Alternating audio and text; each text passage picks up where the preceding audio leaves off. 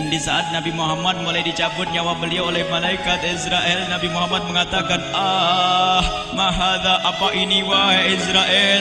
Malaikat Israel kemudian menjawab, ya Rasulullah, itu adalah sakaratul maut.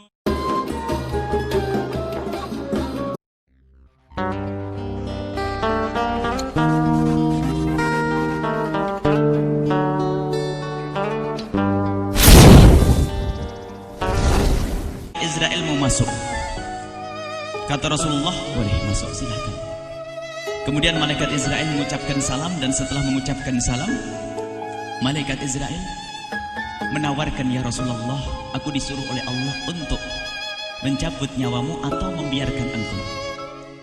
Dalam riwayat, aku disuruh oleh Allah untuk memberikan pilihan kepadamu, al-baqa' fid dunya, tetap di dunia, atau ar-rafiqal a'la, atau dengan Allah. Nabi Muhammad menjawab, ar-rafiqal a'la, dengan Allah. Kemudian setelah itu Nabi Muhammad berdoa agar umatnya selamat. Setelah ada jaminan umatnya selamat, malaikat Israel, sudahlah, cabut nyawaku kalau memang sudah waktuku. Mulailah Nabi Muhammad dicabut nyawa beliau oleh malaikat Israel. Dan di saat Nabi Muhammad mulai dicabut nyawa beliau oleh malaikat Israel, Nabi Muhammad mengatakan, mahadha, apa ini wahai Israel? Malaikat Israel kemudian menjawab, ya Rasulullah, itu adalah sakaratul maut, itu adalah sakitnya di dalam kematian. Kemudian Nabi Muhammad mengangkat tangannya sambil berucap, la ilaha illallah, inna lil mauti la sakarat, tidak ada Tuhan selain Allah, sungguh di dalam kematian ada sakitnya, sakit kematian, yaitu sakaratul maut. Kemudian Nabi Muhammad memohon, ya Allah, Allahumma khaffif alayya sakaratul maut, ya Allah, ringankan sakaratul mautku ini, ya Allah. Dijawab oleh malaikat Israel, ya Rasulullah, itu sudah aku ringankan 70 kali. Nabi Muhammad menoleh, apa malaikat Israel? Sudah kau ringankan 70 kali keringanan? Iya ya Rasulullah, sungguh aku tidak pernah mencabut seorang hamba lebih lembut dari cara mencabut nyawamu. Ini sudah aku ringankan 70 kali. Setelah itu justru Nabi Muhammad menangis, Israel, 70 kali rasanya masih sakit. Iya ya Rasulullah, memang itu sakaratul maut. Lalu bagaimana engkau mencabut umatku, wahai Israel? Allah, yang diingat siapa? Umat. Kalau engkau mencabutku dengan ringan seperti ini masih sakit, bagaimana engkau mencabut umatku, ya Israel? Dijawab oleh malaikat Israel, umatmu manusia biasa, ya aku cabut. Ya Rasulullah, begitu saja. Ya sudah, begitu habis. Nabi Muhammad menangis. Tiba-tiba Nabi Muhammad mengangkat tangan dan memohon kepada Allah, Allah, inna lil mauti la sakarat, la ilaha illallah, inna lil mauti la sakarat, sungguh di dalam kematian ada sakaratul maut. Allahumma khaffif ala ummati sakarat maut, ya Allah, ringankan dari umatku sakaratul maut, wa thaqqil alayya, dan bebankan kepadaku. Sampai tidak sadar doanya Nabi Muhammad seperti itu, thaqqil alayya, itu doa cinta.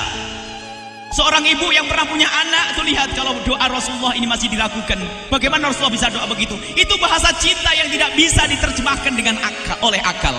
Seorang ibu kadang-kadang, ibu yang di belakang, ibu mau dikasih sakit oleh Allah? Mau, Bu? Ibu jauh sekali. Ibu mau dikasih sakit? Jawabnya tidak mau. Tapi suatu ketika seorang ibu melihat anaknya sakit, ngomong, sudahlah nak, jangan kamu yang sakit, biar ibu yang sakit. Ada atau tidak? Nah, kenapa ngomong begitu? Itu bahasa cinta itu. Tidak rela kalau anak ini sakit, biar aku saja yang sakit. Itu yang dirasakan Rasulullah. Sakaratul maut begitu sakitnya, membayangkan betapa sakitnya umat Nabi Muhammad di saat dicabut nyawa beliau. Maka Rasulullah mengatakan, ya Allah, ringankan sakaratul maut dari umatku, bebankan kepadaku saja, ya Allah. Wala sawfa yu'tika fatarda. Permintaan Nabi Muhammad tidak ditolak oleh Allah, dikabul dan dikabul, wahai Muhammad. Sallu ala Nabi Muhammad. Dan benar, Sakaratul maut kita ditahan oleh Rasulullah, ditanggung oleh Rasulullah, sehingga digambarkan oleh Imam Bukhari di saat Nabi Muhammad dicabut nyawa beliau, Siti Aisyah yang ada di situ. Rasulullah berada di pangkuan Siti Aisyah, yang saat itu Siti Aisyah melihat keringat dingin keluar dari kening Rasulullah. Siti Aisyah tidak pernah melihat keringat keluar seperti itu. Bahkan di saat dipegang kepala Rasulullah, panasnya melebihi dari panasnya orang biasa. Setiap kali ada kain dicelupkan di air, ditempelkan di kening Rasulullah, langsung mengering.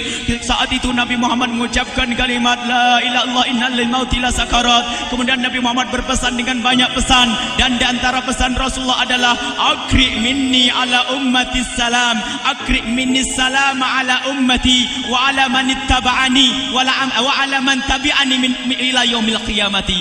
Aku titip salam kepada umatku dan orang yang mengikutiku sampai hari kiamat. Sadari salam Rasulullah. Sebelum meninggal masih ingat titip salam. Salam kepada siapa? Bukan salam kepada siapa-siapa, tapi salam kepada kita. Maka mari kita mengucapkan salam kepada Rasulullah, karena Rasulullah sudah salam duluan kepada kita. Mari kita sejenak bersalam kepada Rasulullah dan hadirkan Rasulullah ada di mata kita dan di hati kita. Mari kita bersama-sama mengucapkan salam. Assalamualaikum ya Rasulullah. Assalamualaikum ya Rasulullah. Assalamualaikum ya Habiballah. Assalamualaikum ya Nabi Allah. Rasulullah mengucapkan salam untuk kita. Dan di saat itu Rasulullah keringat dingin keluar, maka oleh Siti Aisyah diusap. Oleh Siti Aisyah diusap, bayangkan saat itu Nabi Muhammad di pangkuan Siti Aisyah dan diusap oleh Siti Aisyah. Siti Aisyah berkata, keringat Rasulullah mengucur deras hingga aku usap, dan aku usap dengan tangannya Rasulullah. Diusap dengan tangannya Rasulullah. Siti Aisyah memegang tangan Rasulullah sendiri yang digunakan untuk mengusap keringat Rasulullah. Sahabat bertanya, Aisyah, kenapa harus dengan tangan Rasulullah tidak dengan tanganmu? Lihat jawab Siti Aisyah, karena tangan Rasulullah lebih lembut dari tanganku. Sallu ala Nabi Muhammad. Masih sempat nyanjung itu sahabat Nabi. Dalam keadaan begitu masih menyadari kelembutan tangan Rasulullah, jasad Rasulullah, kemuliaan Rasulullah sallallahu alaihi wasallam. Dan aku lebih menginginkan bahwasanya yang menyentuh jidat Nabi Muhammad adalah tangan yang paling mulia di dunia dan di akhirat. Siti Aisyah enggak berani menyentuhkan. Pengennya yang disentuhkan di kening Rasulullah adalah tangannya Rasulullah sallallahu alaihi wasallam. Kemudian setelah itu Nabi Muhammad merasakan sakit yang sangat untuk kita. Kemudian Nabi Muhammad mengangkat tangan tinggi-tinggi mengucapkan la ilaha illallah inna lil mauti lasakarat. Tiba-tiba tangan itu semakin turun dan ditangkap oleh Siti Aisyah. Dan di saat tangan itu jatuh di tangan Siti Aisyah, kemudian tiba-tiba paha Siti Aisyah merasakan berat kepala suci Rasulullah. Dan saat itu Siti Aisyah sadar bahwasanya Rasulullah sudah kembali kepada Allah Subhanahu wa taala. Sallu ala Nabi Muhammad. Siti Aisyah bingung di saat melihat seperti itu. Ditaruh pelan-pelan wajah Rasulullah, sambil menangis lalu berkata, Rasulullah sudah meninggal.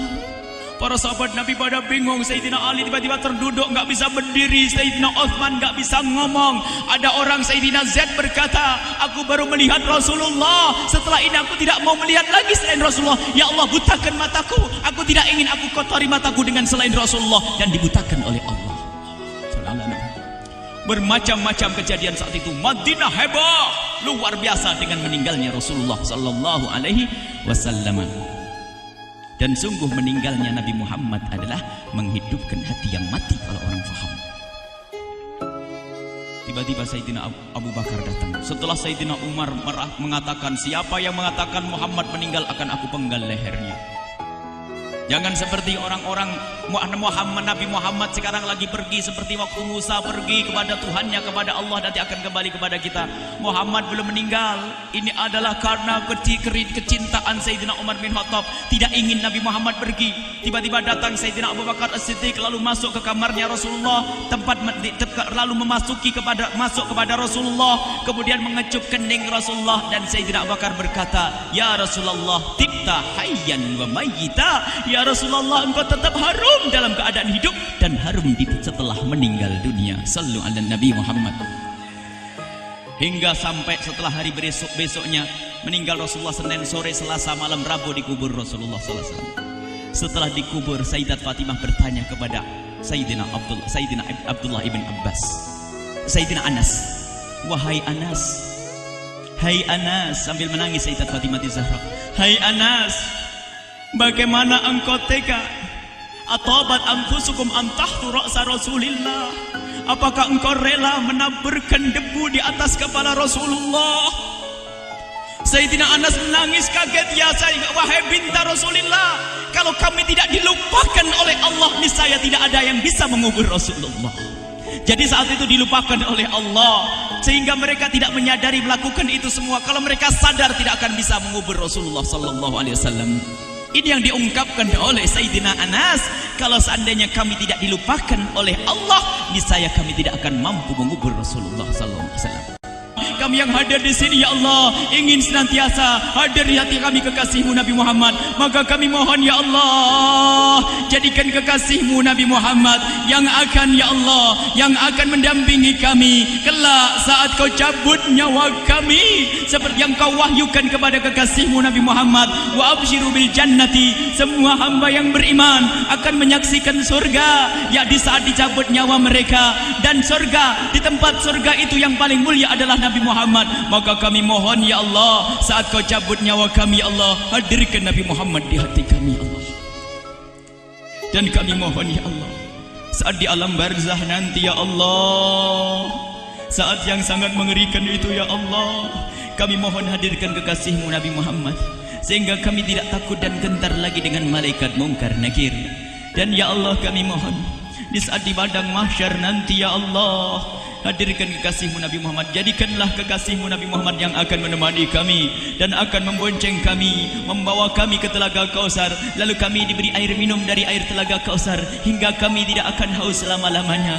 Ya Allah, jadikan kekasih-Mu Nabi Muhammad yang akan menemani kami di saat kami menyeberang Siratal Mustaqim hingga kami tidak akan terjerumus ke neraka Jahanam. Dan jadikan kekasih-Mu Nabi Muhammad yang akan kami saksikan setiap saat di surga-Mu, ya Allah. Ya Allah, jadikan kekasih-Mu Nabi Muhammad yang senantiasa, ya Allah, kami lihat kelak di surga. Dan jadikan ucapan kami di akhir hayat kami kelak adalah, ya Allah, adalah kalimat agung dan mulia, La ilaha illallah Muhammadur Rasulullah, La ilaha illallah Muhammadur Rasulullah, La ilaha illallah Muhammadur Rasulullah.